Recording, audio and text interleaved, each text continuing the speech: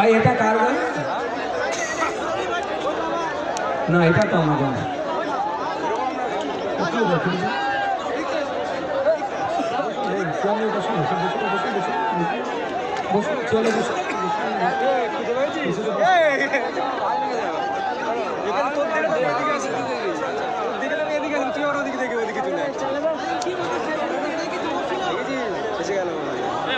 উনি একটা গুরুত্বপূর্ণ কোশ্চেন করেছিলেন, বলুন কি?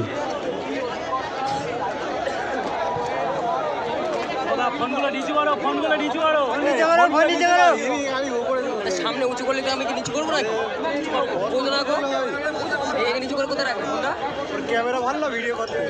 দেখুন একটা কথা বলি, যখন ইলেকশন এগিয়ে আসে তখন ইডি সিবিআই কেন্দ্রীয় এজেন্সির তৎপরতা বেড়ে যায়, ইলেকশন পার হয়ে যায় আবার তৎপরতা কমে যায়। দেখুন ইডি সাকসেস রেট কোথায়, সাকসেস রেট কোথায়, কোন লেভেলে পৌঁছেছে। একটা সময় ছিল ইডি বা সিবিআই দায়িত্ব নিয়েছে, টেক ওভার করেছে কেসটা, মানে বিশাল ব্যাপার হবে। কিন্তু আজকের ডেটে সিবিআই নিয়েছে, ইডি হাত দিয়েছে, হাস্যকর হয়ে যাচ্ছে। আমি চাইব ইডি তার ডিউটি পালন করুক, কোনো রাজনৈতিক দলের প্রভাবে প্রভাবিত না হয়ে, এক নম্বর। দ্বিতীয় কথা হচ্ছে, আমরা এখনো ভাবছি যে ইডি কি করবে, কারণ একজন গেলেন, নির্দিষ্ট কিছু ফাইন নিলেন, মোবাইল তাদের কারো কাছ থেকে কেড়ে নিয়ে চলে আসলেন, কোনো রকম বাধা প্রাপ্ত না হয়ে এটা মেনে নেওয়া যায়? এই ইলেকশন এগিয়ে আসছে, ঠিক রাজ্য সরকার দেবেন, দেখুন এখন নতুন নতুন পিচ ঢালছে রাস্তাতে, খানাখন্দ যেগুলো হচ্ছে সেগুলোকে একটু পিচ ঢেলে রাস্তা ভালো করার চেষ্টা করছে মানুষের মন পাওয়ার জন্য। আর এই সেন্ট্রাল গভর্নমেন্ট ইডি সিবিআইকে পাঠিয়ে ঠিক ওই ধরনের তালি মারা কাজ হচ্ছে, তো কিচ্ছু হবে বলে আমার মনে হচ্ছে না।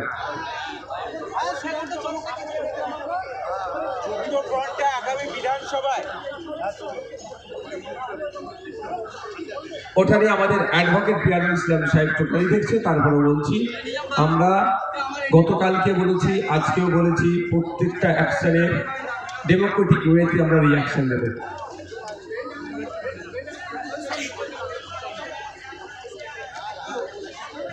আপকামিং ইলেকশনে আমরা যে প্ল্যানটা রেখেছি সেটা তো সবটা পাবলিক ডোমেইনে শেয়ার করতে পারবো না, কিন্তু আমাদের প্ল্যান হচ্ছে বিজেপি এবং তৃণমূল এই দুটো দলকে হারানো। শুধুমাত্র তৃণমূলকে ক্ষমতা থেকে নামিয়ে দিয়ে আমাদের কিন্তু লক্ষ্য নয়। স্পষ্ট ভাষায়, দায়িত্বহীন ভাষায় আমরা বলতে চাই, বিজেপির সাথে সাথে তৃণমূলকেও অপ্রাসঙ্গিক করে তোলা পশ্চিমবাংলায় আমাদের কর্তব্য বা দায়িত্বের মধ্যে আমরা তুলে নিয়েছি। সেই জন্য লেফট ফ্রন্ট, কংগ্রেস, আরও যে সমস্ত সেকুলার ফোর্সেসগুলো আছে তাদের সাথে কথা বলছি, কথা বলে আমরা ঐক্যবদ্ধ হয়ে বিজেপি এবং তৃণমূলের বিরুদ্ধে লড়াই করার প্রস্তুতি নিচ্ছি। দেখুন ওটা এখন না, ওটা প্রেস কনফারেন্স করে আমাদের পার্টির যারা আরো নেতৃত্ব আছে সেটা বলবেন, যেরকম ভাবে আপনারা নেবেন। ওটা তো বড় ভাই, তারপরে কথা বলার অধিকার আমাদের আছে, তিনি যেটা করবেন, যেটা ভালো বুঝবেন। তবে একটা কথা তিনি বারবার বলেন যে নতুন নতুন নেতা তৈরি করতে হবে, আমাকে বারবার বলেন যে বেশি বেশি করে দলিত আদিবাসী মুসলমানদের মধ্যে থেকে নেতা তৈরি করো। লাভটা কি হবে? বিক্রি করতে পারবে না। কজন বিক্রি হবে, কজনকে কিনবে? 1000 নওশাদ সিদ্দিকী তৈরি হলে, 1000 বিশ্বজিৎ মাইতি তৈরি হলে, 1000 তাপস ব্যানার্জি তৈরি হলে, 1000 কুতুবুদ্দিন ফাতিহ তৈরি হলে, 1000 শামসুল আলী মল্লিক সাহেব তৈরি হলে কটাকে কিনবে? হাঁপিয়ে যাবে। তাই বারবার তিনি কথা বলেন, সেই জন্য হয়তো আগিয়ে দেয় আমাদের। আমরা কি করতে পারছি? 5 বছর উনি দেখলেন, তিনি সেটাও বললেন যে নওশাদ এবং তার 3 সহযোদ্ধাদেরকে নিয়ে যথেষ্ট এগিয়ে যাচ্ছে। এটা আমাদের জন্য বড় পাওনা, আমাদের দলের প্রতিষ্ঠাতা আমাদের যে সার্টিফিকেটটা আজকে দিলেন।